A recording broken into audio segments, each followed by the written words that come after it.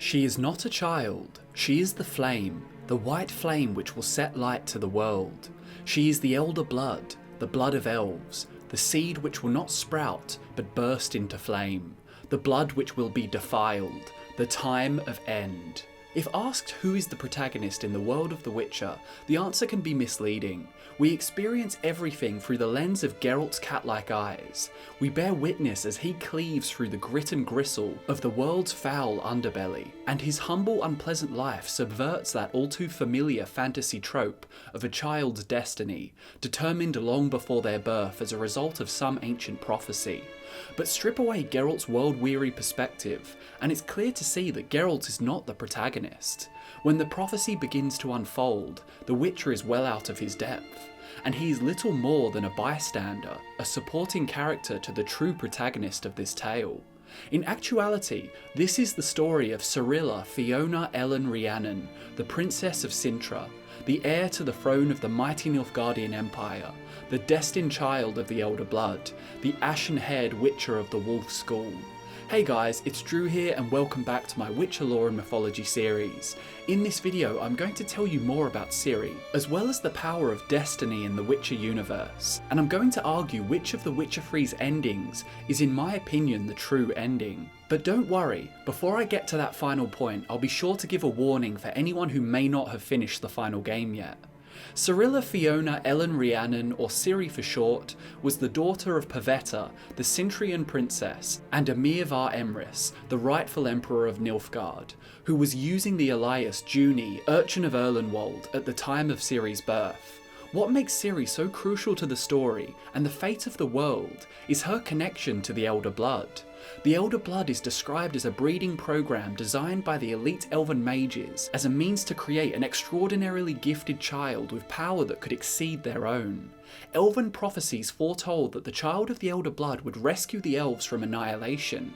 The elves had no intention of sharing this program with humans. The blood needed to be pure, and to the elves, human blood was anything but pure. However, when the child of the Elder Blood, Lara Dorren, fell in love with and procreated with a human, the elven plan was seemingly shattered. Another theory contradicts this altogether. Some claim the Elder Blood to be a curse created by the elves, and those with the cursed blood would be destined to sow hatred and disdain in the hearts of men, and they would carry death and destruction within their veins.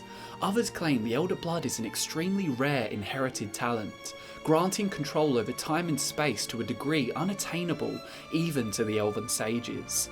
Perhaps the potential for all of these destinies exists within the child of the Elder Blood, and it is their individual responsibility to decide the fate of the world. After all, there is an old prophecy that states, "The sword of destiny has two blades, and the child of destiny is that sword, capable of great good and great destruction." Ideas that the Elder Blood is destructive generally come from how difficult the powers are to control. Mere partial mastery of the blood inevitably leads to sudden outbursts of the power that take the form of unpredictable, uncontrollable, and thus extremely dangerous explosions. The Elder Blood proved to be incredibly difficult to track, and the elven mages soon lost track of the spreading genes. You see, the elves only acknowledged the dominant gene. In reality, there were two other types of Elder Blood carrier. There was a latent gene and a pseudo gene called an activator. Activators have no magical power, yet can pass the gene on to their offspring. Interestingly, the dominant gene was only ever present in females, and males were limited to the latent and activator genes. Regardless, with that in mind, the only documented lineage featuring the Elder Blood was the dominant gene passed down by Lara Dorren when she fell in love with the human mage, Cregennan of Lod. They passed the gene to Rhiannon, Ciri's great-great-great-great-grandmother. The blood soon made its way to Calanthe, the Queen of Cintra, Ciri's grandmother. The presence of the Elder Blood in Calanthe, as well as her daughter Pavetta, helps explain some of the chaos that ensues when Geralt met her at her 15th birthday feast. Calanthe had arranged for Pavetta to meet with numerous male suitors, and Geralt, under the pseudonym Ravix of Forhorn, was employed to keep things civil. You might be wondering what kind of adolescent needs a hired sword to keep her birthday party from turning into a slaughter. Well, as we now know, Pavetta was no ordinary teenager, and Calanthe knew that destiny was on its way to claim her princess.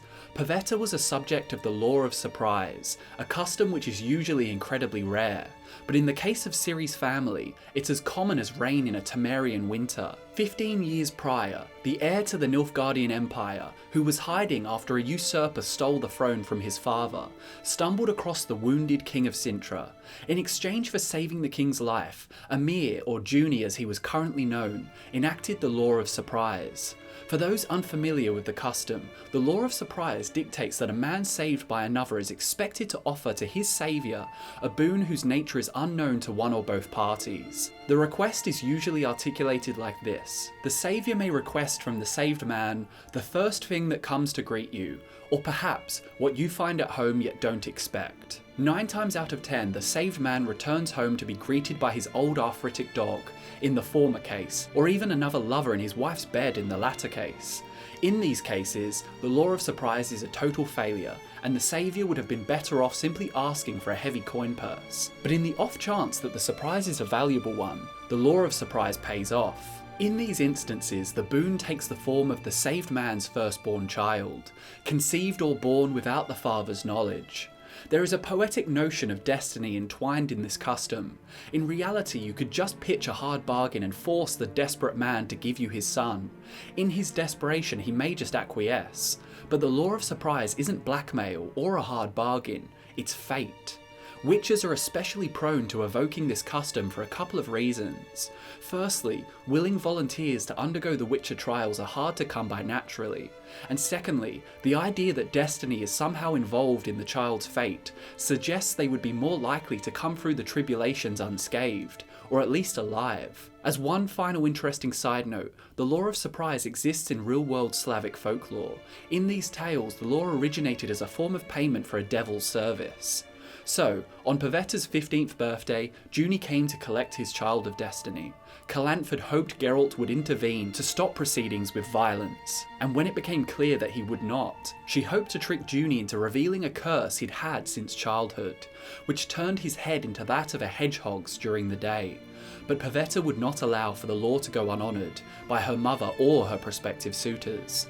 She unleashed the power of her elder blood when the violence broke out. Furniture and suitors alike flew across the room, and Pavetta hung in the air, suspended by powerful sorceries. Geralt managed to bring the girl back to her senses, restoring order at the feast. Pavetta announced her love for the cursed Junie, and with Geralt's help, Calanthe gave her blessing to the young lovers, thus lifting Junie's curse. As thanks, Junie asked what he could do for Geralt, and Geralt proceeded to evoke the law of surprise, asking for that which you already have but do not know, revealing to the group that Pavetta was in fact pregnant. From that day on, Ciri was destined to Geralt, and destined to become a Witcher. Ciri's early life proved the power of her destiny. She escaped countless grisly fates, and despite her grandmother's attempt to marry her off to suitors, the plan somehow always managed to fall through. Ciri's fate was not for Calanthe to decide, thus all attempts to betroth her or even kill her were always foiled. With the help of the mage Vilgefortz, Junie planned to fake his, Pavetta's and young Ciri's deaths, so that they could return to Nilfgaard unhindered. Here Junie would reclaim his old name, Emir var Emrys, and recover his usurped throne. Pavetta learned of this ploy and left Ciri behind. In his rage, Emir threw Pavetta overboard, killing her. He would inevitably take back his empire, and during the ensuing wars between Nilfgaard and the Northern Kingdoms, he would endeavour to capture his daughter Ciri from the Cintrians. At a young age, while under the care of her grandmother, Ciri learned of her fate and the white-haired witcher who would one day come to collect her. Ciri became enthralled by this, and began to believe it was her destiny. At age 6, Ciri was visited by Geralt. However, Calanthe hid her among the boys playing in the moat, and Geralt did not pursue his right to claim the child. Calanthe confronts Geralt about his stoicism in the face of the child's destiny. She says, "The Witcher finds his destiny and suddenly gives it up. He claims not to want the child of destiny.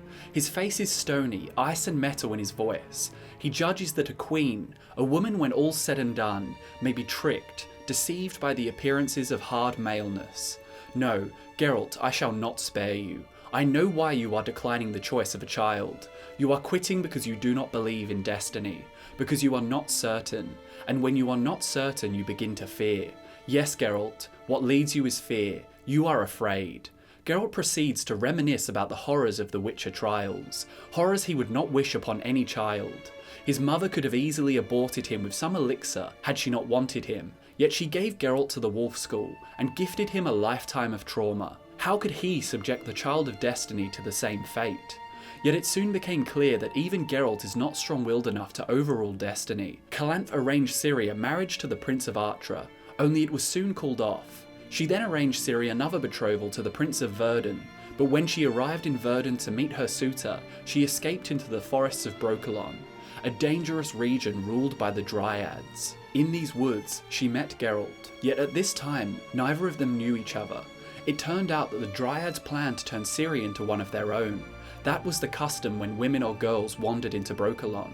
They would drink the water of Brokilon, which would erase all of their previous memories. But Ciri was destined to be a Witcher, and her elder blood negated the effects of the water.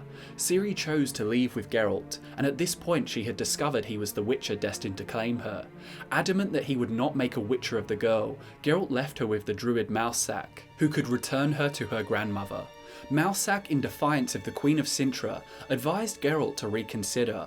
He said the following to the Witcher: "I believe in destiny, and I know that it is hazardous to trifle with a two-edged sword. Don't trifle with it, Geralt. Take advantage of the chance which is presenting itself. Turn what connects you to Ciri into a normal, healthy bond of a child with its guardian. For if you do not, then that bond may manifest itself differently, more terribly, in a negative and destructive way.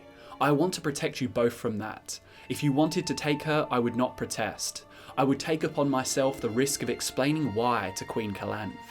But Geralt ignored the counsel and rode into the night. Sometime later, Ciri was betrothed again, this time to Radovid V of Redania. But like all the others, this one was called off. In the year 1263, the Nilfgaardian Empire led by Ciri's father besieged Cintra. Ciri attempted to flee the burning city but was captured by one of the Empire's men, Cahir. That night she managed to slip away from him and she sought refuge in the home of a humble family in Lower Sodden. At this time, Geralt saved a merchant on the road named Yerga. In return for his rescue, Geralt evoked the Law of Surprise. In response, Yerga tells him, "I won't find anything at home I'm not expecting. Nothing, and for certain not what you were hoping for. After the last child, my woman cannot have any more, and whatever you're after, there won't be an infant at home. Seems to me you're out of luck." Only when they returned to Yerga's home in Lower Sodden, his wife revealed the young ashen-haired girl they'd taken in. The seldom-seen Law of Surprise evoked twice to two different fathers, and both times, Cirilla, the Child of Destiny Geralt had galloped away from, stood awaiting her destiny. Ciri would soon be trained by the witches at Kaer Morhen, and by Yennefer in the arts of magic. She would grow into the prophesied beholder of the Elder Blood, and it would come down to her and her alone to prevent the desolation of the world. The old elven prophecy was coming true, and the White Frost was returning. Only Ciri with her Elder Blood could halt the White Frost, and prevent another conjunction of spheres from causing the apocalypse. This is where we get onto Ciris Fate, and this is where you may want to tune out if you don't want to hear me talk about the ending of The Witcher 3. Regardless of your actions, Ciri will enter the portal on Undvik, and she will save the world from the conjunction and the encroaching frost. But it can end one of three ways. She may die in the process, never returning. She may return and reveal that she has chosen to take her place as the Empress of Nilfgaard. Or Geralt will tell the Emperor that she died saving the world, before meeting with her to reunite her with her Witcher's blade. I've seen plenty of discussion since the story came to a conclusion between people who think the Empress ending was the best, and others who think the Witcher ending was the best. But if Ciri's childhood and her destiny as portrayed through this video is anything to go by, I think the Witcher ending is the true ending, most fitting for Ciri's character. From the day of her birth, she has been forced to do a great many things against her will. Whether it be her grandmother's matchmaking, or a result of her elder blood, the only aspect of her destiny that ever felt like Ciri was a willing participant of was her unbreakable connection with Geralt. In that same exchange with Mousesack, on the night Geralt rode away, this was said. "How do you know Ciri would want to go with me? Because of some old prophecies?" Geralt asked. "No," Mousesack said gravely, "because she only fell asleep after you cuddled her, because she mutters your name and searches for your hand in her sleep." The relationship between Geralt and Ciri has always transcended above her power and her elder blood. Geralt wants to protect her, but he does not want to make her do anything. He wants what is best for her, and he wants her to make her own decisions. Destiny is a powerful force in the Witcher universe, but what's more profound in the case of Ciri, the female embodiment of destiny, is her ability to choose what she wants to do, not what she is destined to do. When Geralt is reunited with Ciri after the second instance of the Law of Surprise, she says, "You found me, oh Geralt, I was waiting all the time. It's like they said, Geralt, am I your destiny? Say it, am I your destiny?" And the Witcher said, "You're more than that, Ciri, much more." And there you have it guys, Ciri, the child of destiny. I like to think that she lived out her days as a Witcher, with Geralt and Yen, away from the politics of the Empire. I hope you enjoyed the video, thanks so much for watching, my name is Drew, and I'll see you later.